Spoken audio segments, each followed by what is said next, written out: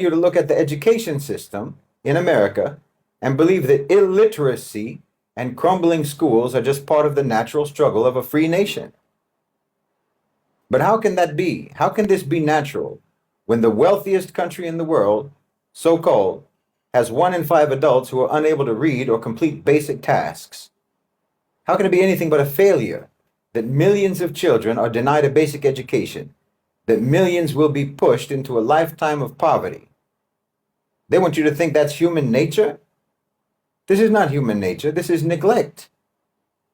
It's a betrayal of the very people that they claim to empower, that so-called civilization claims to empower better than anyone else. And look at homelessness, the misery of families living on the streets, in tents, in cars, over 500,000 people on any given night in the United States with nowhere to call home. Millions more who are barely able to afford their rent, who are just moments away from homelessness. They'll tell you again, what? That this is the natural result of an open economy, of a free market economy, that some will rise and some will fall. That's just how freedom works. But this is not freedom. This isn't the freedom that they promised. This is abandonment. A society that discards its own people and tells them that that's just the way it is. And why don't you call them what they really are? Why do you say homeless? Why do you say unhoused? They are internally displaced people, displaced by your own system, by your own society, refugees with no refuge, not by a traditional war, but by a system that functions as a form of economic war against its own population.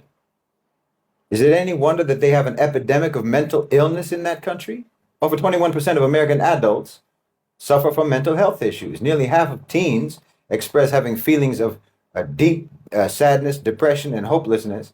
Another 48,000 lives every year are lost to suicide because they've normalized isolation. They've normalized empty consumption and an endless chase for meaning in a society that offers you none. They want you to think this is natural. This isn't human nature. It's a distortion of it. This is the result of a culture that strips life of any purpose and strips society of community itself. I mean, a human being would not commit self-murder if they lived in a society that values human beings. And look at the devastation of addiction in that country. It's just another form of suicide, just slow motion. 100,000 people dying of drug overdoses in a single year.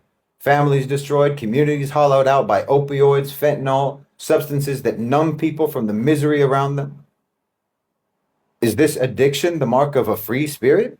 Or is it a symptom of lives emptied of any kind of connection and people who've been made to feel worthless, who are seeking some kind of an escape from a reality that seems inescapable? But they want you to accept it as natural. But this is the consequence of a society that feeds on people's weakness, that profits from their suffering. I'm telling you, your own so-called civilization hates you. And you accuse me of hating America when no one could possibly hate you more than America hates you. No one could hate the American people more than the American system and the American society hates itself. You put your own people in debt, buried under $17 trillion worth of debt, struggling under the weight of a system that promises prosperity but delivers poverty. 40% of Americans can't even afford any unexpected expenses. This is survival of the richest, not survival of the fittest. That's not freedom, and that's not natural. And they want you to believe that poverty and hunger, even in this so-called land of abundance, is just, again, part of the natural order. There's nothing that can be done about it. Over 37 million people who are in poverty in America, over 34 million who are food insecure, including children. Now, this isn't natural. It's an abomination. It's the product of a society that commodified everything, even the basic necessities of life, putting profit above people at every level.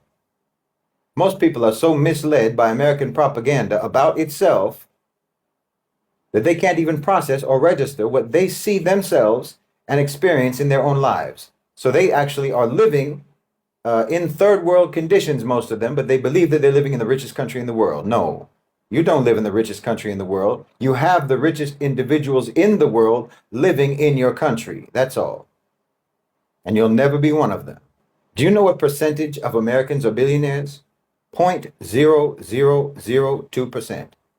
95% of Americans can't even make a six-figure income. There's only 800 individuals in your country, 800 individuals, and they have more wealth than the bottom 50% of the entire population. In America, infants and mothers die at rates higher than in any other developed country in the world, so-called developed. The broken infrastructure that you've got, the broken roads, the crumbling bridges, public services, that's your free market system. And you're told to be proud of it. And it's going to get worse.